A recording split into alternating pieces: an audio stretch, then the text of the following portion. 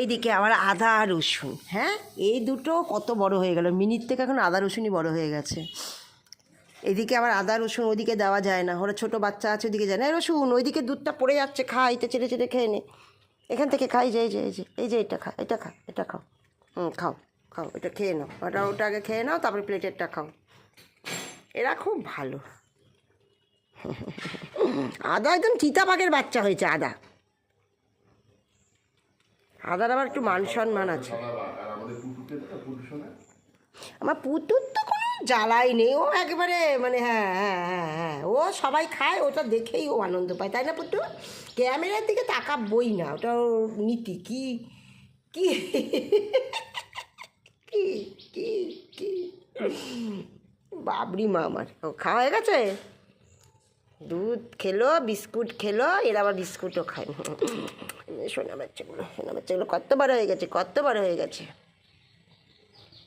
কটুকুনি ছিল, হয়ে গেছে খাওয়া। এটা শুনো, ওটা খা আগে, এটা খেয়ে এটা খেয়ে এটা খেয়ে এই যে এটা খা, এটা খা, এই যে এটা খা, খা, তাহলে বুঝিস না। হয়ে গেছে আদা, খাওয়া গেছে আদা, খাওয়া গেছে। যাও এখন যাও, আবার দুপুরবেলা ডাকবো, তখন ভাত হোক, তারপরে ভাত খাওয়াবো। যখনই খিদে পায় তখন মনে পড়ে একটা বাড়ি আছে, যাই খেয়ে ওখানে ঠিক দেবেই, তাই না? তা বগের বাচ্চা হয়েছে, বগের বাচ্চা হয়েছে, বগের বাচ্চা হয়েছে।